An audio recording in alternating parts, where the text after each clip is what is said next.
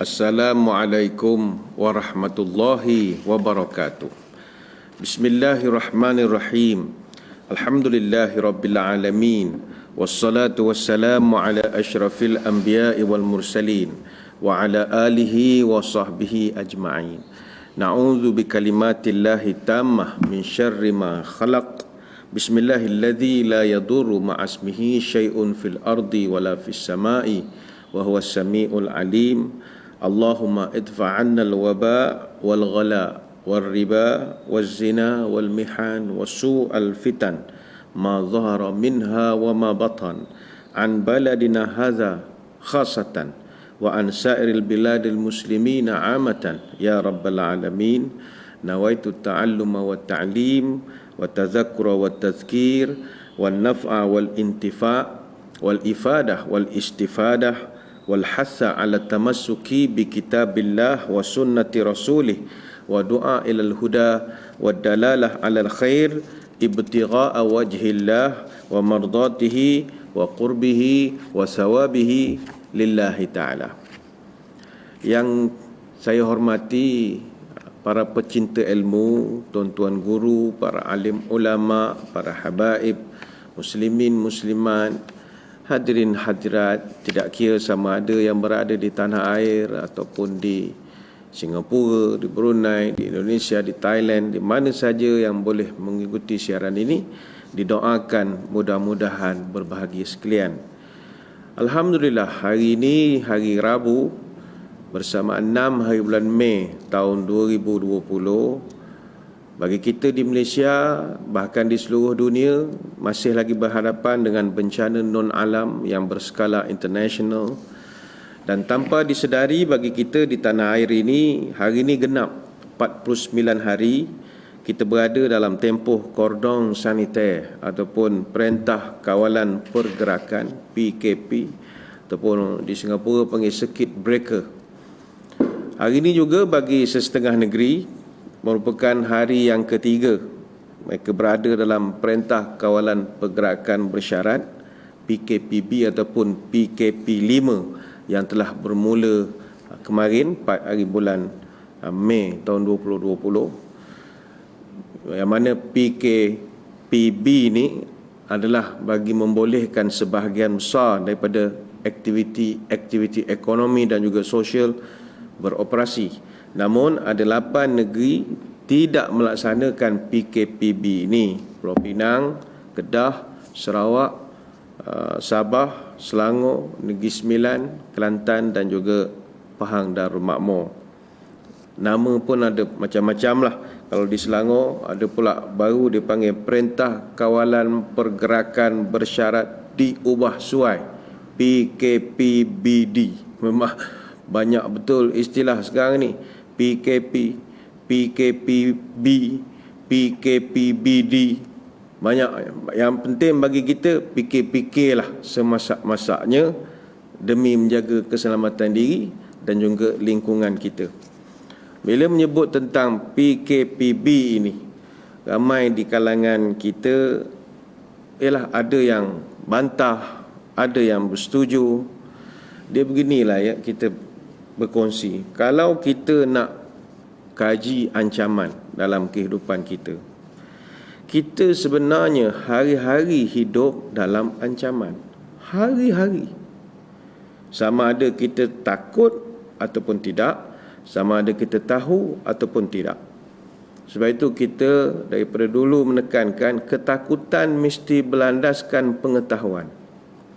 Sejak kecil kita telah duduk dan bermasyarakat dengan pelbagai ancaman. Kalau penyakit, kita daripada kecil kenal denggi, kita kenal leptospirosis, kencing tikus, kita kenal dengan taun. Bahkan 3 penyakit ini, dia punya tahap ancaman boleh tahan juga mengerikan.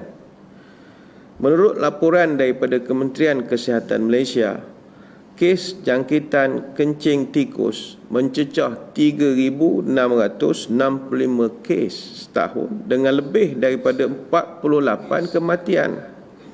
Begitu juga kes denggi yang dilaporkan dalam setahun mencecah 108,698 kes, melibatkan 277 kematian setahun. Sebab itu, ancaman itu kita belajar hidup dengannya. Untuk COVID-19 ini, pihak kementerian mengatakan kita akan kekal duduk dengan mereka selama tempoh 2 tahun. Maka untuk menghapuskan secara total itu impossible. Yang boleh kita lakukan sekarang adalah, ni cakap orang putih, saya pun tak tahu apa terjemahnya, flatten the curve. The curve tu bukan dalam saraf perdana tu. Flatten the curve, menurunkan, mendatarkan jumlah yang sedia ada. Sebab kita kena bersedia bahawa virus ini akan ambil masa untuk hilang, dan mungkin tidak hilang langsung. Dia terus duduk je bersama dengan kita. Maka adakah kita nak ber-PKP selama mana virus ini ada, sehingga tidak menggerakkan langsung ekonomi? Seperti kata Tok Syam, KP Kesihatan, masa press conference pada 2 hari bulan Mei, dengue is part of our community and we learn to live with them. Dengue sekarang dah jadi sebahagian daripada anggota masyarakat kita, dan kita sedikit sebanyak belajar untuk hidup dengan mereka. Nyamuk, kita belajarlah menguruskan. Maghrib spray rumah, pasang ubat nyamuk, apa yang patut.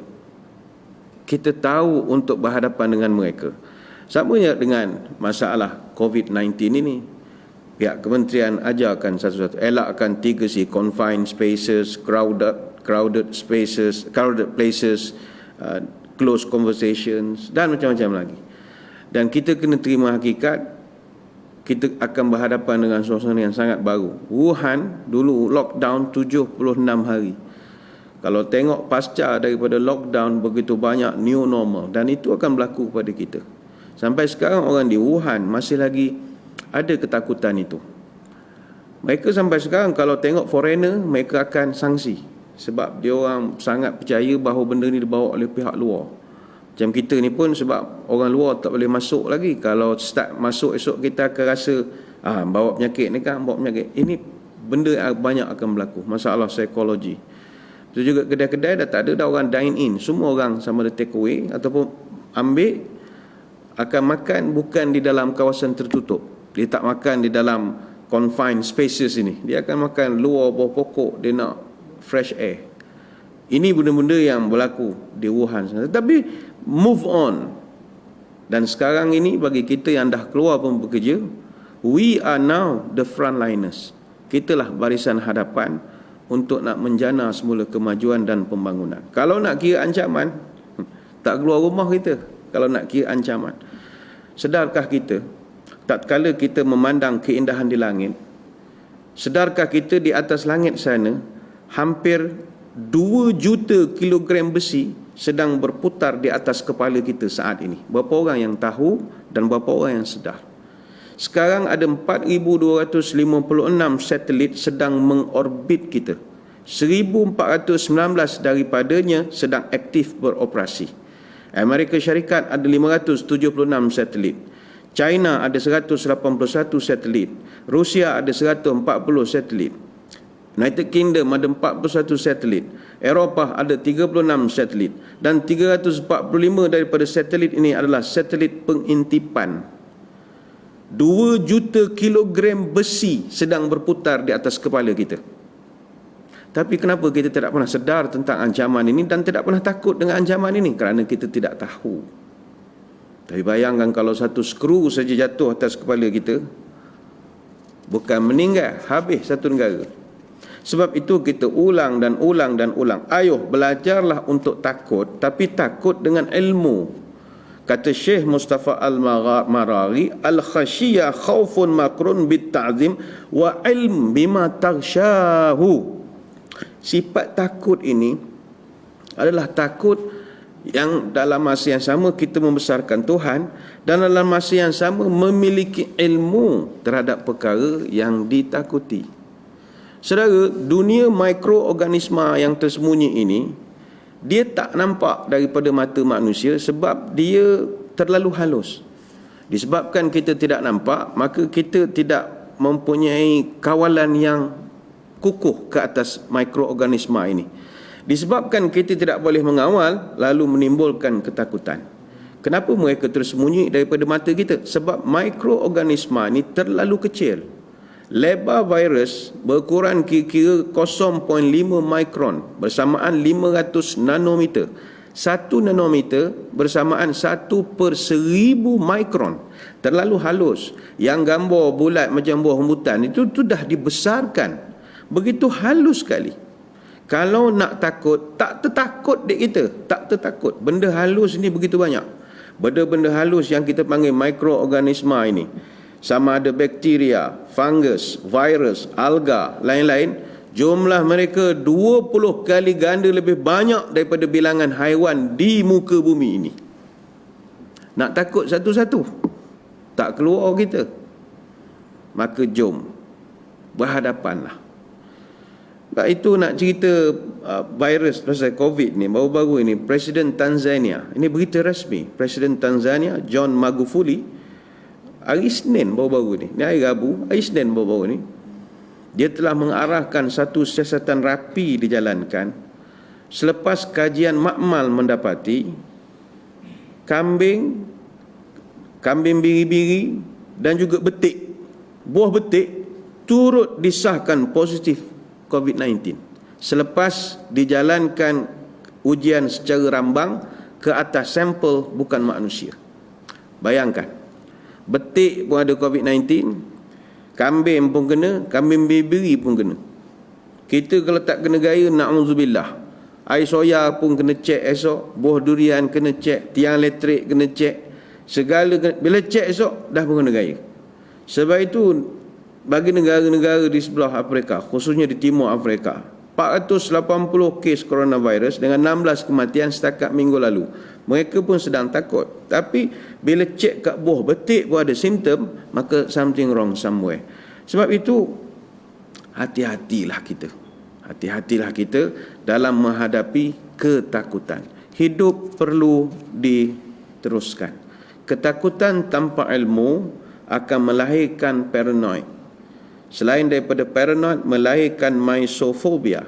Misofobia ini adalah germofobia. Orang yang takut dengan benda tak nampak, khususnya kuman.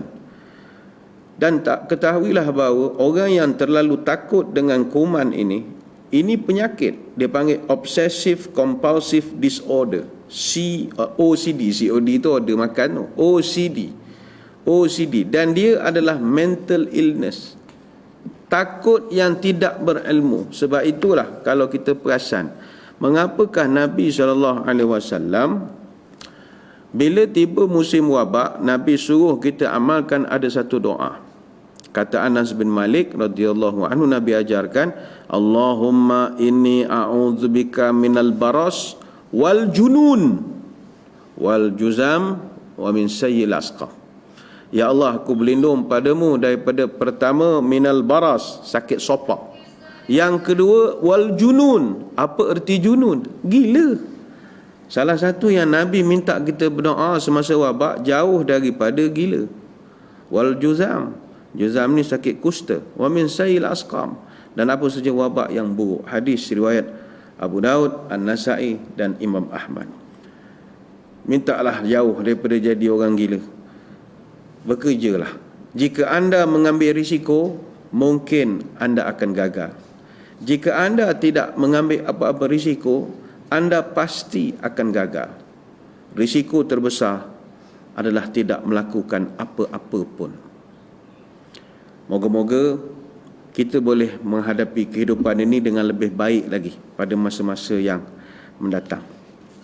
Hadirin hadirat sekalian, kita masuk bincangkan bab tanda kiamat kita menggunakan pakai kitab terjemahan daripada tesis master Yusuf Ibnu Abdullah Ibnu Yusuf Al-Wabil yang telah membuatkan satu kajian berkenaan hari kiamat. Tesisnya bertajuk Asyratus Sa'ah, yang mana beliau telah mengumpulkan ada 57 hadis berkaitan tanda kiamat kecil dan ada 8 hadis berkaitan tanda kiamat besar, dan ada 5 hadis berkaitan tanda-tanda terakhir sebelum berlakunya kiamat. Pada kesempatan 29 hari bulan April yang lepas, kita bahaskan perkara ketiga, fasal yang kelima, iaitu apakah gempa-gempa tersebut telah terjadi. Ini muka surat 300. Hari ini kita akan masuk pada tajuk yang baru, fasal ke-6, halaman 302, iaitu kabut ataupun ad-dukhan. Bagi yang ada kitab, buka muka surat 302. Tak ada kitab, tak boleh buat apa-apa lah ya. Kena banyak esok buka kedai, carilah kitab ini, bagus. Muka surat 302, fasal ke-6, kabut ataupun ad-dukhan. Bismillahirrahmanirrahim. Munculnya kabut ataupun asap pada akhir zaman adalah salah satu dari tanda besar kiamat yang ditunjukkan oleh Al-Quran dan As-Sunnah. Seperti yang saya sebutkan pada kesempatan lepas, benda ni pun banyak teori. Ada yang kata ini adalah nuclear holocaust yang menghasilkan mushroom cloud of nuclear bombs. Macam-macam teori lah. Tapi kita pergi kepada perbahasan para ulama lah ya. Baik, pertama kita lihat muka surat 302, dalil kemunculannya. Pertama adalah dalil dari Al-Quranul Karim. Firman Allah Ta'ala, a'udzubillahi minasyaitonirrajim, ke surat 302 ya. Fartaqib yawma ta'tis sama'u bidukhanim mubinin yaghshan nas hadza 'adzabun alim. Maka tunggulah pada hari ketika langit membawa asap yang nampak jelas yang meliputi manusia, dan inilah azab yang pedih. Surah Ad-Dukhan ayat 10 sampai 11. Saudara, dalam ayat ini mustahak ya, kita mengaji eskatologi berdasarkan dari dalil ini, mustahak kita mengaji. Garis bawahkan, bagi ada yang kitab, garis bawahkan perkataan fartaqib yauma ta'tis sama bidukhan. Perkataan as-sama, langit, iaitu Allah jelaskan bila nak kiamat, asap atau dukhan ini akan datang dari langit. Dari langit. Garis bawahkan. Artinya kalau ada orang berbahas, berteori, macam-macam hujah lah, mengatakan bahawa jerebu adalah tanda kiamat, dan macam-macam lagi, ataupun letusan gunung berapi yang mengeluarkan asap, kita katakan Allah jelas asap yang datang nak kiamat nanti adalah dari langit. Dari langit. Adapun apa-apa saja asap yang ada sekarang ni yang menjadi musibah dan bencana adalah datangnya daripada bumi. Sama ada disebabkan oleh kebakaran hutan ataupun kerana kepulan gunung berapi. Tetapi dukhan ataupun asap yang menjadi tanda hari kiamat nanti adalah asap yang Allah kirim dari langit. Kalau jerebu, itu jerebu datang daripada mana?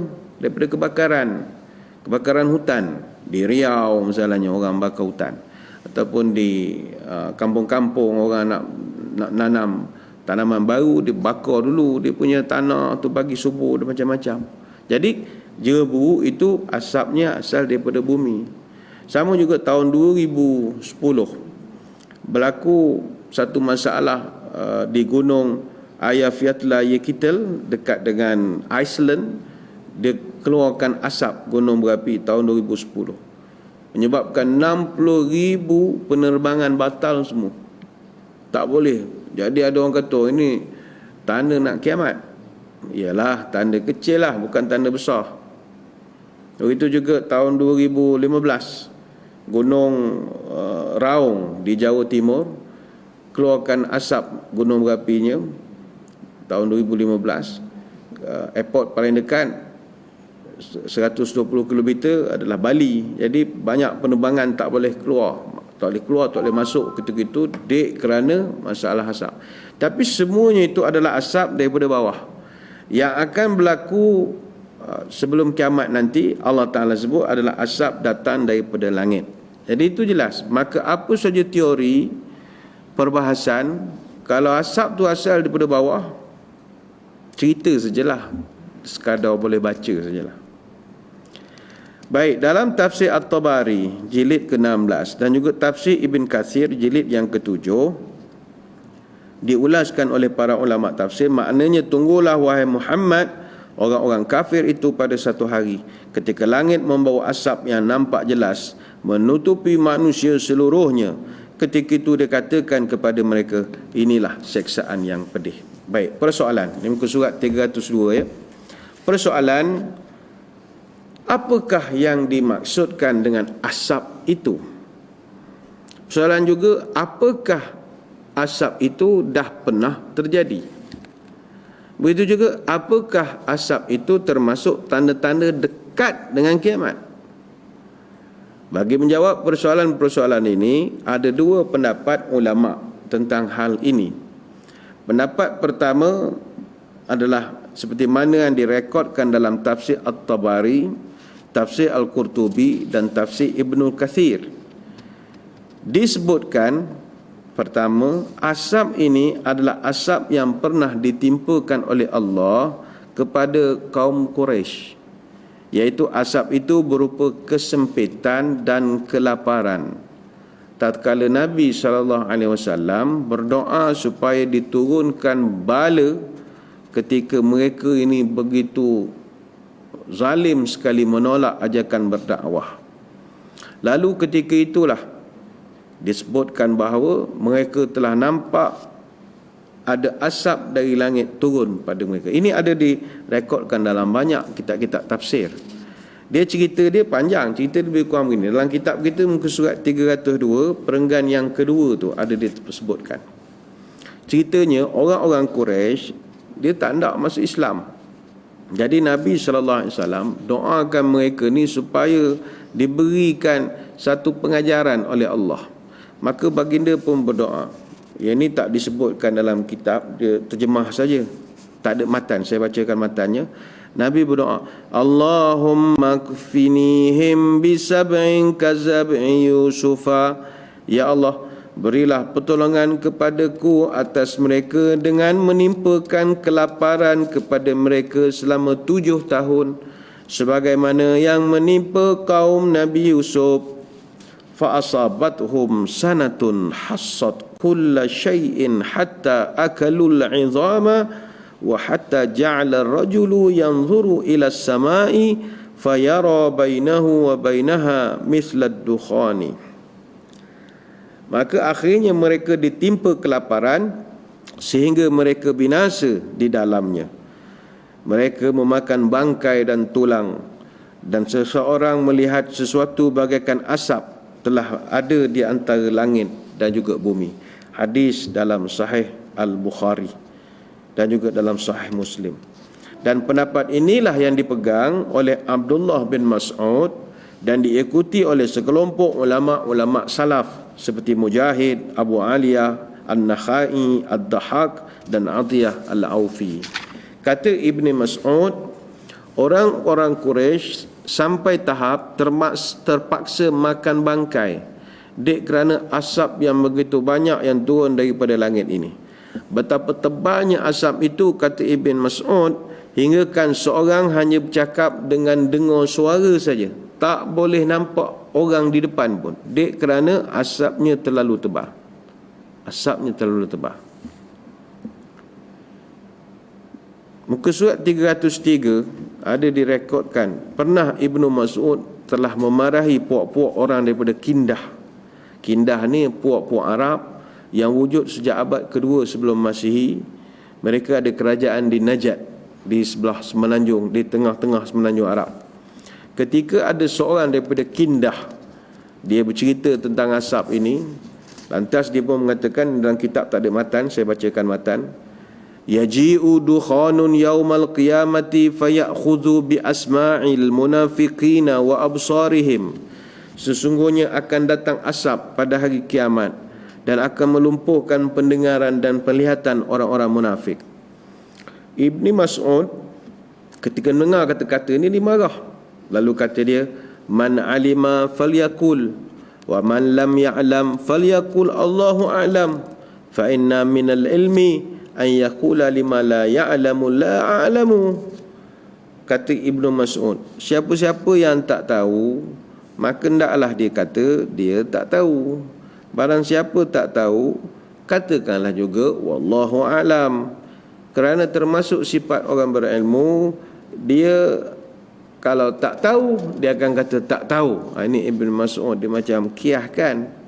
Kemudian dia sambung, Allah Ta'ala telah berfirman kepada nabinya, qul ma as'alukum alaihi min ajrin wa ma ana minal mutakallifin. Katakanlah wahai Muhammad, aku tidak minta upah sedikit pun kepadamu atas dakwahku, dan aku tidak termasuk orang yang mengada-ngada. Surah Sad ayat 86. Kata Ibn Mas'ud, selepas peristiwa itu, datang seorang minta Nabi doakan kesejahteraan untuk suku Mudar. Maka Nabi pun berdoa sampai turunlah hujan. Ketika ini turun peringatan Allah, inna kashiful azabi qalila innakum aidun. Sesungguhnya kalaulah kami hapuskan azab itu barang sedikit pun, sudah tentu kamu akan kembali kufur engkar. Surah Ad-Dukhan ayat 15. Namun selepas mereka diberikan nikmat dan kemakmuran ini, mereka kembali engkar kepada ajakan Nabi. Maka turunlah ayat, yauma nadbatishul batasyatal kubra inna muntaqimun. Ingatlah, kalau kamu ulangi keingkaran kamu, kamu akan dibinasakan semasa kami timpakan kamu dengan pukulan yang besar dari pihak lawan kamu. Sesungguhnya kami tetap akan menyeksa dengan azab yang seberat-beratnya. Surah Ad-Dukhan ayat 16. Apakah yang dimaksudkan nabatishul batasyatal kubra? Kata Ibnu Mas'ud, pukulan besar itu adalah pukulan dalam perang Badar, kata Ibnu Mas'ud. Sebab itu hadirin hadirat sekalian, Ibnu Mas'ud radhiyallahu an, dia mempertahankan bahawa asab ini dah pun terjadi. Itu prinsip dia. Kata dia, khamsun qad madaini al-lizamu warumu walbatshatu walqamaru waddukhanu. Ini kata Ibnu Mas'ud, ada 5 petanda kiamat yang telah pun berlalu. Pertama, al-lizam. Lizam ini apa kalau nak terjemah ya? Lizam ni ada disebutkan dalam Quran, faqad kadzabtum fasawfa yakunu lizama. Ini surah Al-Furqan ayat 77.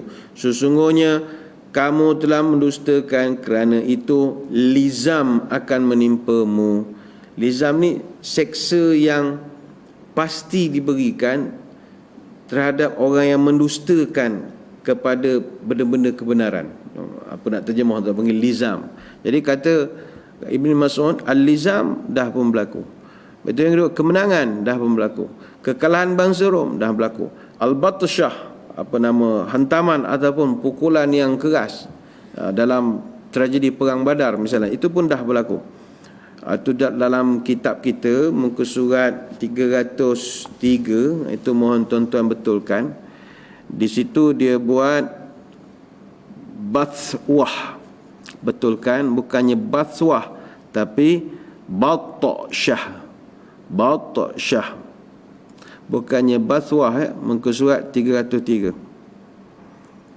Begitu juga peristiwa terbelahnya asap dan juga peristiwa terbelahnya bulan dan juga asap. Terbelahnya bulan dan juga asap. Yang bathwah tu tadi perenggan yang pertama, baris kedua terakhir. Al-bathwah. Itu salah, tukarkan kepada batshah. Jadi kata Ibnu Mas'ud, itu pandangan dia.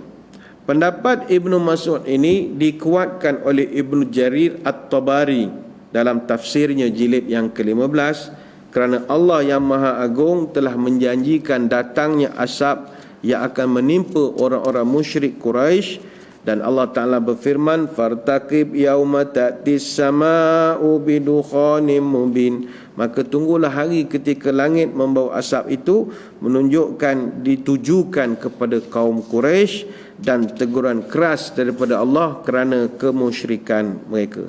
Jadi ini pendapat yang pertama, dan kita sebagai orang mengaji, kita hormatlah pendapat ini. Namun ada pula pendapat yang kedua. Ni muka surat 304. Muka surat 304. Pendapat yang kedua pula mengatakan asap yang merupakan tanda kiamat yang ditunggu-tunggu ini adalah belum terjadi dan hanya akan berlaku menjelang kiamat nanti. Nak kiamat nanti baru dia keluar. Siapakah yang mempelopori pendapat dan pegangan ini? Ibnu Abbas dan sebahagian sahabat dan juga tabi'in. Ibnu Jarir telah riwayatkan pendapat ini dari Ibnu Abi Hatim dari Abdullah bin Abi Mulaikah. Beliau berkata, pada suatu hari aku pergi kepada Ibnu Abbas.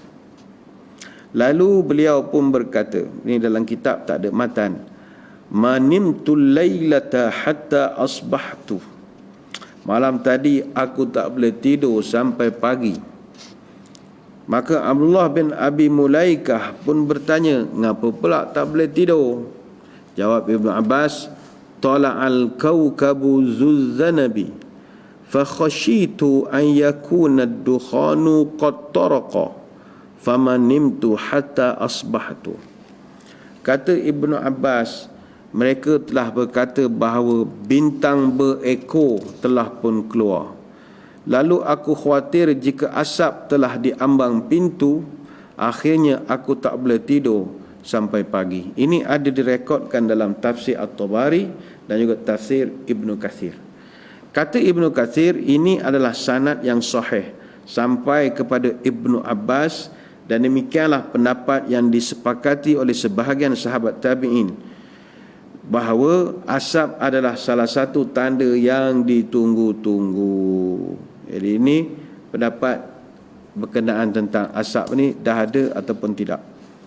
Cuma dalam kitab kita ini perbahasan para ulama ni memang panjang lebar. Saya akan ringkaskan saja mana yang mudah, sebab kalau terlalu detail takut pening pula kepala. Jadi kita ringkaskan mana yang boleh diringkaskan. Tapi tak boleh nak skip sebab perbahasan ni mustahak. Ada yang kata asap tu dah berlaku, ada yang kata asap tu belum berlaku. Yang dah berlaku dia ada dalil dia, yang belum berlaku dia ada dalil. Kita baca mana yang nak mudahkan faham saja ya. Baik. Ada lagi hujah dalam tafsir Ibnu Katsir. Firman Allah, yaghshan nas, maknanya adalah meliputi seluruh manusia. Seandainya asap itu merupakan khayalan yang khusus menimpa penduduk Mekah yang musyrik, nescaya Tuhan takkan guna perkataan nas, ditimpa pada seluruh manusia. Jadi kalau seluruh manusia maknanya asap itu belum berlaku dan akan timpa pada seluruh manusia, bukan orang Mekah saja ketika itu. Masuklah orang di Mesir, di India, di Australia, di mana-mana saja. Bukti yang jelas dalam As-Sahihain, Rasulullah sallallahu alaihi wasallam dia telah berkata kepada Ibnu Sayyad, ni muka surat 305, tak ada matannya. Saya bacakan. Khulita alaikal amru ini qad khaba'tu laka khabi'ah. Nabi sebut, engkau ni fikiran telah kacau bilau. Adakah aku menyembunyikan sesuatu daripada engkau? Nabi tanya. Kemudian Ibnu Sayyad jawab, ad-dukh. Dukh ni dimaksudkan dukhan, tapi dia menyebut tu dalam keadaan terputus-putus sebab dia macam tengah, macam style orang baca mantra.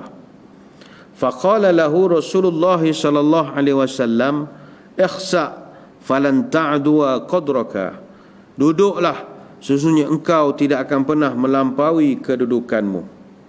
Jadi kononnya Rasulullah SAW menyembunyikan daripada dia surah Dukhan ayat 10, fartaqib yauma ta'tis sama'u bidukhanim mubin. Jadi perkara ini kata ulama menunjukkan asap itu adalah sesuatu yang ditunggu-tunggu, benda tu belum berlaku lagi. Jadi sekarang macam mana kita nak menilai pendapat daripada Ibnu Mas'ud? Kita kena hormat juga dia. Dia ni sahabat Nabi. Sahabat Nabi Ibnu Mas'ud. Dia mengatakan asap itu dah pun terjadi. Jadi macam mana kita nak menilai? Baik.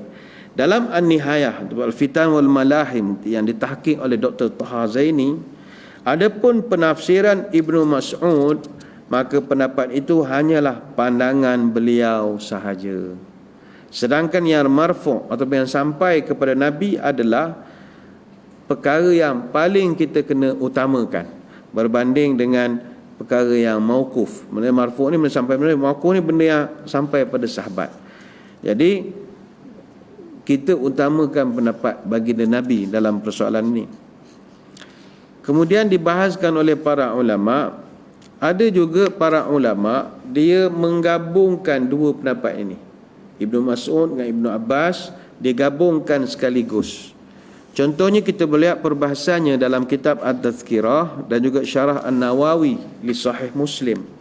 Kebanyakannya berpendapat ada dua jenis asap yang berlaku.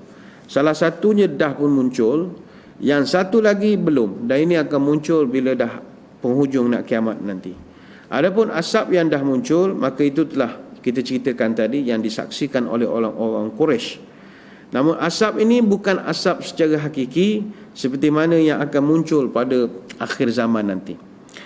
Al-Qurtubi dalam At-Tazkirah muka surat 655 mengatakan, dia memetik Mujahid berkata, Ibnu Mas'ud pun pernah bercerita, kedua-duanya adalah asap yang salah satunya pernah terjadi, dan yang baki nanti adalah asap yang memenuhi antara langit dan bumi. Ya'khudhul mu'min minhu kazukmah wa yanfakhul kafir hatta yakhruj minhu kullu masma' minhu.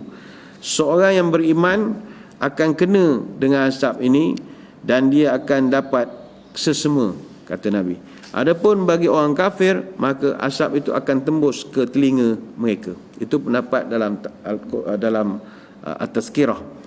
Kata Ibnu Jarir dalam tafsir At-Tabari, amma ba'du, katanya, sesungguhnya tidak dapat diingkari bahawa asap tersebut telah menimpa orang-orang kafir sebagaimana yang telah diancamkan kepada mereka, dan demikian juga asap tersebut akan menimpa yang lainnya sebagaimana telah dikhabarkan oleh Rasulullah sallallahu alaihi wasallam.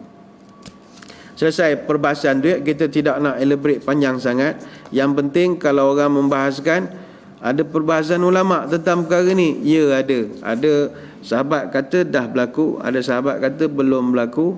Habis kita di minda imam besar nak duduk mana-mana, kita duduk tengah-tengah saja, iaitu asap tu kita ambil dua-dua dalih. Satu dah berlaku tapi belum sempurna, dan satu lagi akan berlaku, ambil sekali dua-dua. Baik, selesai muka surat 307. Hari ni kita rasanya boleh sambung pada tajuk yang baru kita ini, fasal yang ke-7, terbit matahari daripada barat. Baik, dalil-dalil dari As-Sunnah Al-Mutahharah. Ini perkara B, muka surat 307. Telah disebutkan beberapa hadis yang menjadi dalil atas kemunculan asap pada akhir zaman ini. Dan akan kami sebutkan beberapa hadis yang menunjukkan perkara itu sebagai satu tambahan. Pertama, hadis daripada Abu Hurairah, badiru bil a'mali sittan ad-dajjala wad-dukhana. Bersegeralah untuk beramal sebelum datangnya 6 perkara. Antara yang Nabi sebut adalah Dajjal, kemudian ad-dukhan ataupun asap. Ini riwayat Imam Muslim. Hadis yang kedua, hadis daripada Huzaifah bin Asid Al-Ghifari radhiyallahu anhu. Ini dalam kitab tak ada matan, saya bacakan saja untuk berkat.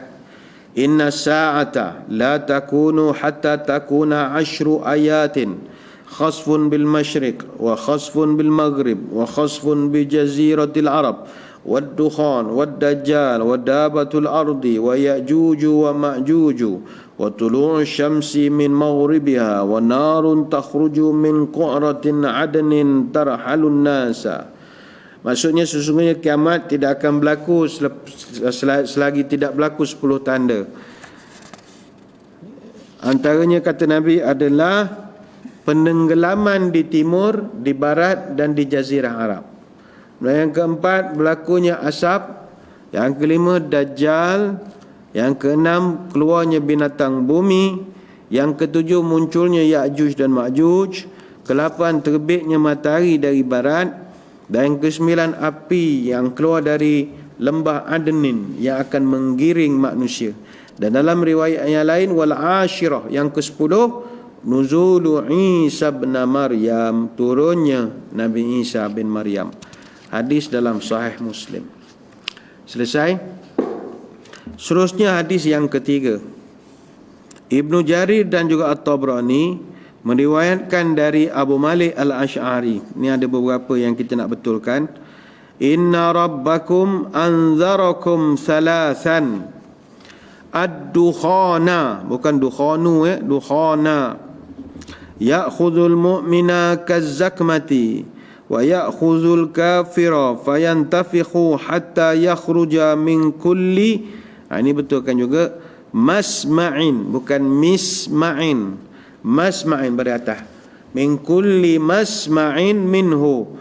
Sesungguhnya Tuhan telah memperingatkan kamu 3 perkara. Asap yang akan menjadikan orang beriman selsema, dan asap yang membinasakan orang kafir. Lalu dia menggelembungkan hingga asap itu keluar dari setiap lubang pendengaran mereka. Kata Ibnu Hajar dalam Fathul Bari, sanad hadis ini sangat lemah. Akan tetapi banyak hadis yang menunjukkan bahawa hadis tersebut memiliki penguatnya sendiri. Saudara, saya ada satu dapatan menarik yang saya ingin kongsikan. Saya pernah terbaca satu buku, Kitabul Iman, The Book of Islamic Faith, hasil karya Majlisul Ulama of South Africa, terbitan tahun 2009. Dia ada menulis tentang perkara bertajuk The 40 Days Fog, kabus 40 hari. Boleh baca lah. Disebutkan bahawa selepas daripada kewafatan Nabi Isa AS, akan datang satu orang lelaki daripada Yaman, iaitu Puak Kahtan. Jadi namanya Jahjah. Jahjah, kita pernah bincang Jahjah ni lama dah dulu, masa tanda kecil. Jadi Jahjah ni dia akan jadi Amirul Mukminin.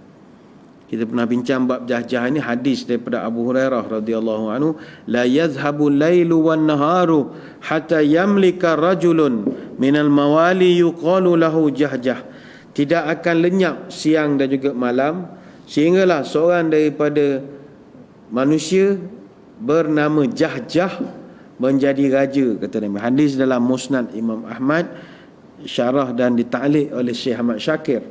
Jadi selepas zaman Jahjah, ini Jahjah, akan ada beberapa lagi orang akan mentadbir dunia ini. Namun lama kelamaan korupsi bermerajalela. Orang sudah banyak melakukan penyelewengan, pecah amanah, tipu duit, curi duit, macam-macam lagi. Maka ketika corruption bermerajalela inilah muncullah kabus ataupun fog selama 40 hari. 40 hari. Jadi orang beriman dia akan kena selsema.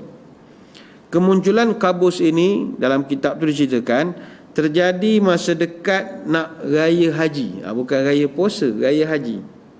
Maknanya dekat raya esok dia muncul. Lepas 10 Zulhijjah kabus itu hilang. Tetapi yang peliknya adalah selepas kabus itu hilang, tiba-tiba kita rasa malam terasa sangat panjang. Rasa lebih panjang daripada siang. Biasa kalau kita duduk negara 4 musim, malam panjang ni kalau musim sejuk. Mana siang pendek. Subuh pukul 4:05 misalnya, pukul 5:30 dah maghrib. Jadi start pada 5:30 itu dah malam, gelap. Tapi ni tak. Di Malaysia pun berlaku, walaupun kita bukan negara ada musim-musim sejuk ni, tiada. Kita akan terasa malam tu terasa panjang. Dan ketika itu kata tuan kitab, manusia dan juga haiwan jadi tak karuan, macam ada something wrong, macam gelisah, keluh kesah, macam orang terbiak nak mati juga, kulu kilir. Sehingga kan malam itu akan rasa macam 3 malam. Satu malam rasa macam 3 malam. Kalau benda ni tak ada lagi lah asap. Itulah disebutkan sebagaimana buku yang saya bacakan, Kitabul Iman, The Book of Islamic Faith, karya Majlisul Ulama South Africa, Majlis Ulama Afrika Selatan. Baik, selesailah kita tajuk kabut ini. Terjemah panggil kabut lah, asap kabut. Sekarang kita beralih bab, ada masa kita beralih bab, iaitu fasal yang ke-7, terbitnya matahari dari barat, muka surat 308. Yang ada kitab, buka muka surat 308. Terbitnya matahari dari barat. Bismillahirrahmanirrahim. terbitnya matahari dari barat adalah salah satu tanda besar kiamat. Dan perkara tersebut telah tetap berdasarkan Al-Quran dan juga As-Sunnah.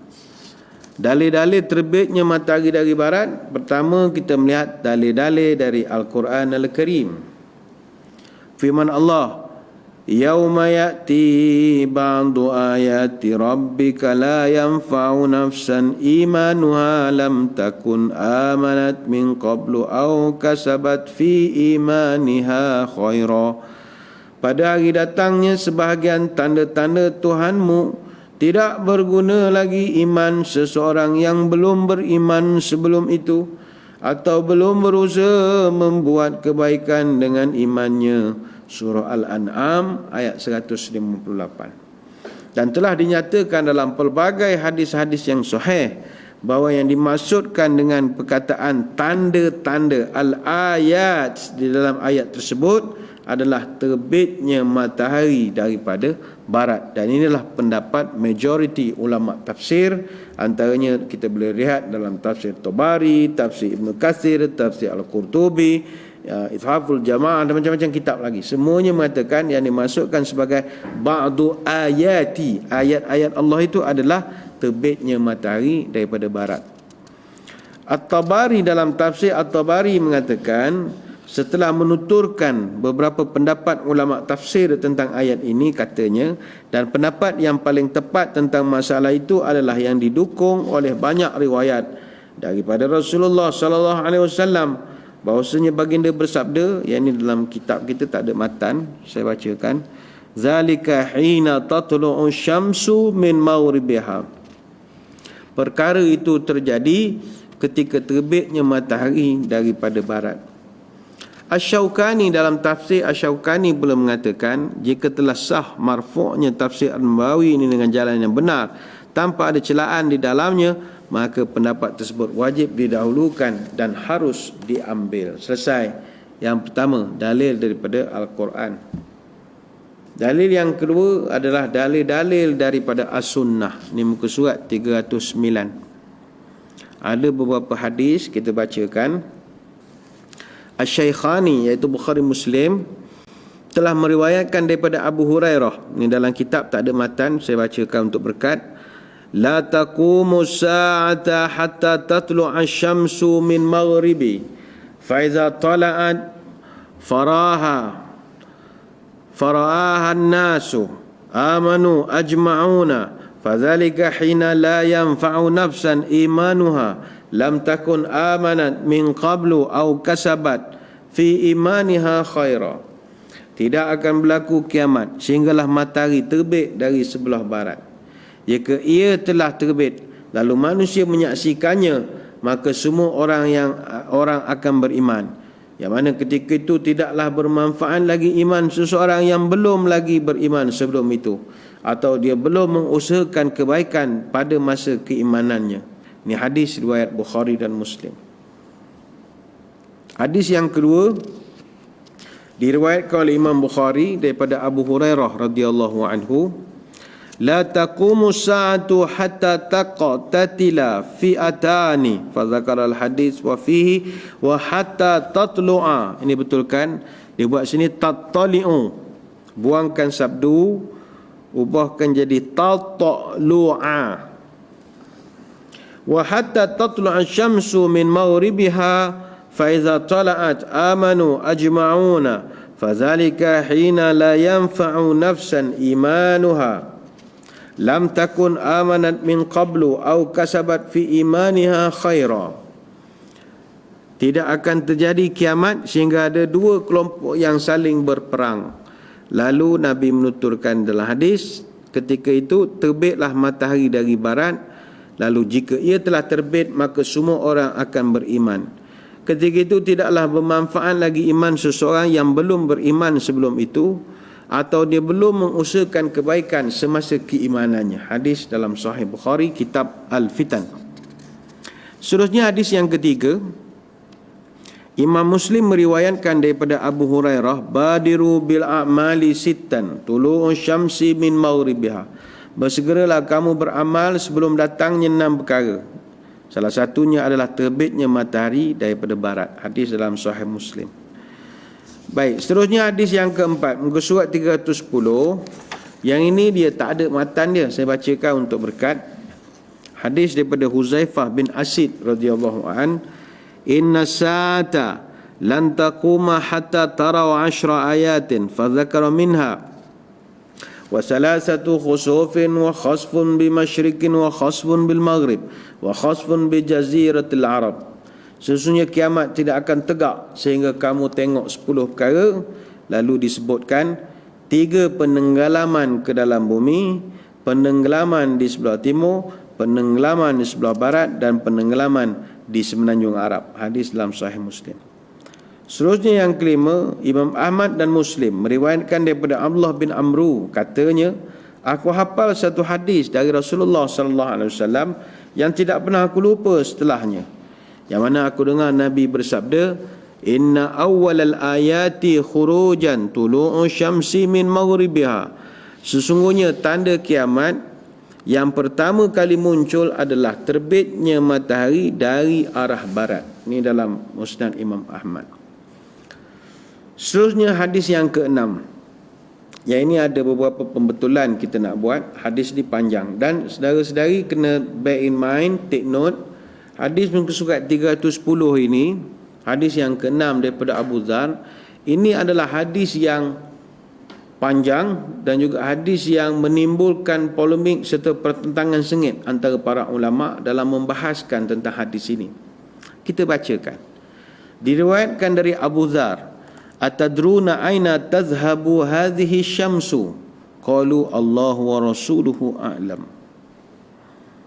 Maksudnya, tahukah kamu kemanakah perginya matahari ketika itu? Sahabat menjawab, hanya Allah dan Rasul yang lebih tahu. Nabi pun cerita, inna hadhihi tajri hatta tantahiya ila mustaqarriha tahta al-'arash fatakhiru sajidatan fala tazalu kazalika hatta yuqalu laha. Ini betulkan yuqalu, bukan yuqala, baris depan, bukan baris atas. Yuqalu laha irtafi'i irji'i min ji'tu min haitsu ji'ti.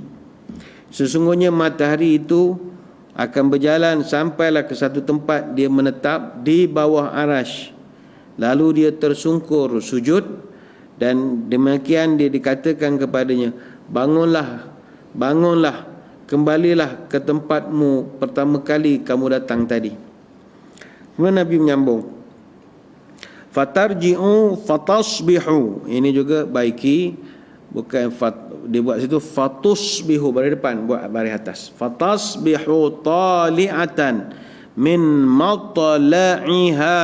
Ini pun baiki, matla'iha bukan matli'iha, baris atas la tu. Matla'iha thumma naji'u hatta tantahiya ila mustaqarriha tahta al-'arsh fatakhirru sajidatan fala. Ini juga baiki, dia buat wala fa, fala tazalu kadzalika hatta yuqalu. Yuqalu, dia buat situ yuqala, buat baris depan, yuqalu, yuqalu laha irtafi'i irji'i min haitsu ji'ti. Kemudian dia telah kembali datang di waktu pagi dan terbit dari tempat terbitnya.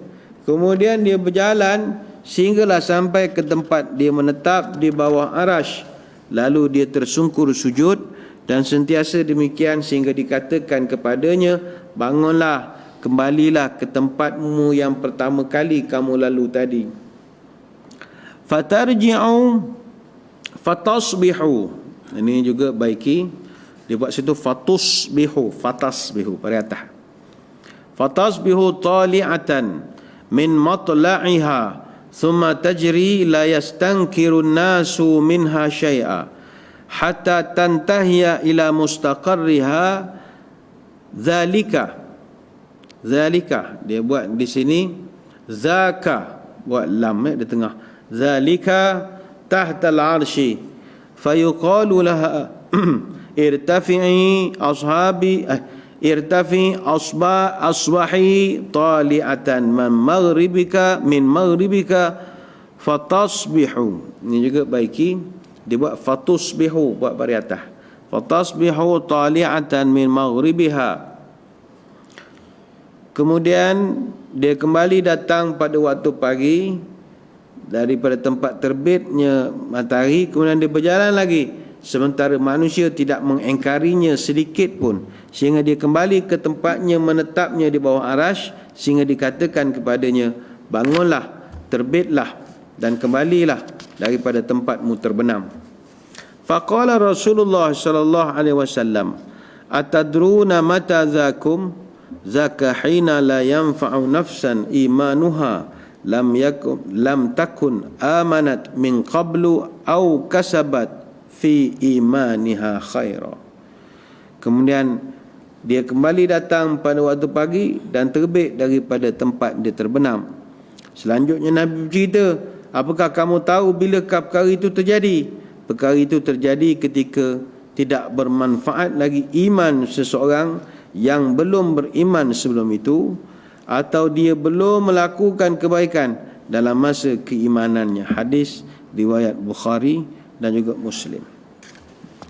Baik, saudara, muka surat 311 ada dicatatkan sanggahan daripada Rashid Ridha mengenai hadis Abu Zar tentang sujudnya matahari ini. Hadis ini muka surat 311 ada, hadis ini telah menjadi perdebatan terpanjang dalam sejarah, khususnya di kalangan misioneri Kristian.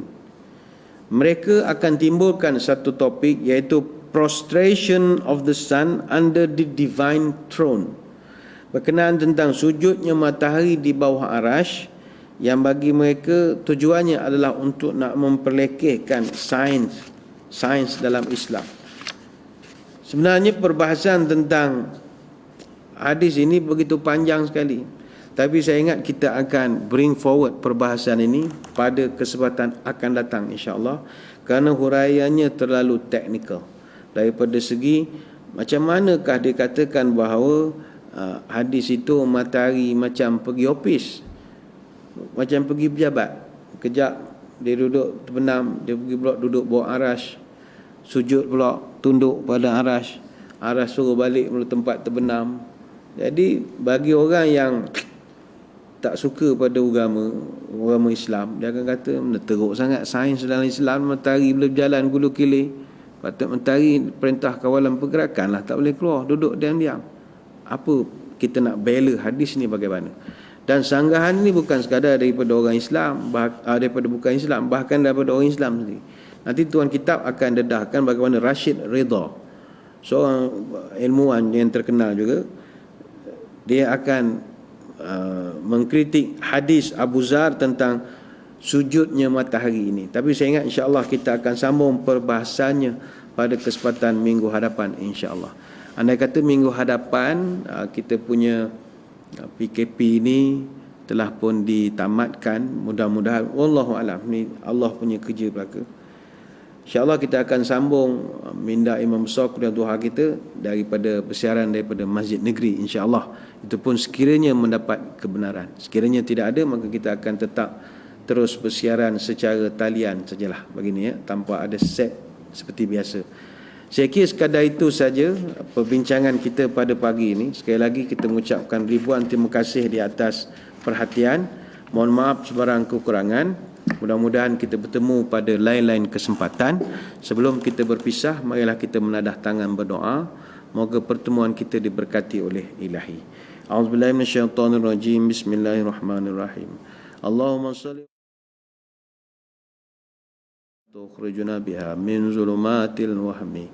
Allahumma in kana rizqina fis samaa fa anzilhu, wa in kana fil ardi fa akhrijhu, wa in kana mu'assaran fayassirhu, wa in kana haraman fatahhirhu, wa in kana ba'idan faqarribhu bihaqqi duhaika wa bahaika wa jamalika wa quwwatika wa qudratika atina ma ataita ibadika. Na'udzu bikalimatillahi tammati min syarri ma khalaq. Allahumma inna nas'aluka al-afiyah fid dunya wal akhirah. اللهم إنا نعوذ بك من البرص والجزام والجنون والجزام من سيء الأسقام سبحانك اللهم وبحمدك نشهد أن لا إله إلا أنت نستغفرك ونتوب إليك وصلى الله على سيدنا محمد وعلى آله وصحبه وسلم والحمد لله رب العالمين. Wabillahi taufiq wal hidayah. Wassalamu alaikum.